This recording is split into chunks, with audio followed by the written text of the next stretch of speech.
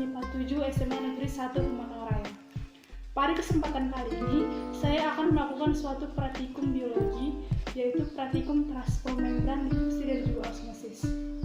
Nah, di sini saya sudah menyiapkan beberapa alat dan juga bahan yang akan kita perlukan dalam praktikum nanti. Dalam proses difusi, kita memerlukan alat yaitu gelas, dan bahannya adalah 1 gelas air tawar dan juga pewarna makanan. Kemudian, alat dan bahan untuk proses osmosis adalah 2 gelas air tawar, garam, beberapa kentang, dan juga sendok sebagai praktikum yang pertama adalah praktikum difusi. Nah, di sini saya sudah menyiapkan 1 gelas air tawar dan juga pewarna makanan. Langkah yang pertama, saya akan menuangkan pewarna makanan dalam air tawar. Setelah saya tunggu sekitar 3-5 menit, terlihat bahwa pewarna makanan larut dalam air tanpa saya aduk. Hal ini membuktikan bahwa pewarna makanan dan juga air tawar mengalami proses difusi, yaitu perpindahan konsentrasi dari konsentrasi tinggi ke konsentrasi rendah. Dalam hal ini, yang bertindak sebagai konsentrasi tinggi adalah pewarna makanan, dan yang bertindak sebagai konsentrasi rendah adalah air tawar. Alat dan juga bahan yang akan kita gunakan dalam praktikum osmosis ini. Di sini, saya sudah membedakan antara gelas A dan juga gelas B. Pada gelas A, saya akan memasukkan larutan garam, tetapi pada gelas B tidak sama sekali. Langkah yang pertama adalah kita membuat larutan garam dengan memasukkan garam ke dalam air tawar.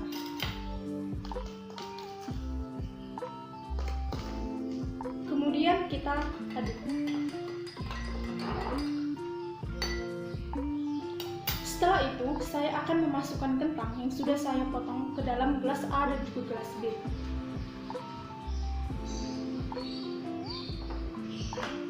Nah, setelah itu kita tunggu sekitar 15-20 menit sehingga kita dapat melihat perubahan kepada kentang dan juga air tawar pada gelas A dan juga gelas B. Setelah saya tunggu sekitar 15-20 menit, di sini kita dapat melihat perubahan pada kedua kentang. Yang pertama adalah kentang pada larutan garam. Terlihat teksturnya menjadi lebih lembek dan bahkan lebih menciut, dan juga warnanya sedikit gelap kecoklat-coklatan. Lain halnya pada kentang yang saya rendam di air tawar biasa, terlihat bahwa bentuknya tidak berubah sedikit pun dan cenderung lebih keras dan juga tidak mengalami perubahan warna. Hal ini membuktikan bahwa kedua kentang mengalami proses osmosis, yaitu perpindahan konsentrasi dari konsentrasi rendah ke konsentrasi tinggi atau perpindahan konsentrasi encer ke konsentrasi yang lebih pekat.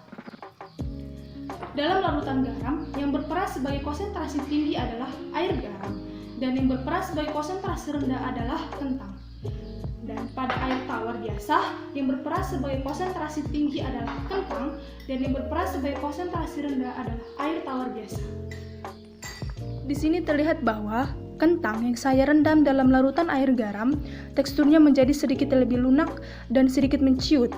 Kentang yang menjadi lunak ini dikarenakan adanya proses osmosis yang memindahkan air pada kentang ke air garam sehingga menyebabkan kentang menjadi lebih lunak. Sedangkan pada kentang yang saya rendam pada air biasa tidak mengalami perubahan bentuk dan bahkan lebih keras. Hal ini membuktikan bahwa kentang menyerap air tawar biasa. Dalam praktikum yang saya lakukan, dapat saya simpulkan bahwa difusi adalah perpindahan zat larut dari konsentrasi tinggi ke konsentrasi yang lebih rendah. Hubungan proses difusi dengan sel yang kita bahas pada bab ini adalah difusi oksigen dan juga karbon dioksida pada membran alveolus. Dan osmosis merupakan perpindahan konsentrasi dari konsentrasi rendah ke konsentrasi lebih tinggi. Hubungannya dengan sel yang kita bahas pada bab ini adalah jika sel yang diletakkan pada larutan hipotonis atau larutan encer, maka sel tumbuhan akan mengalami tekanan tukor dan sel hewan akan mengalami lisis atau pecah. Sementara jika sel diletakkan dalam larutan pekat atau larutan hipertonis, maka sel hewan akan mengalami plasmolisis dan sel tumbuhan akan mengalami kranasi atau pengkerutan. Jadi,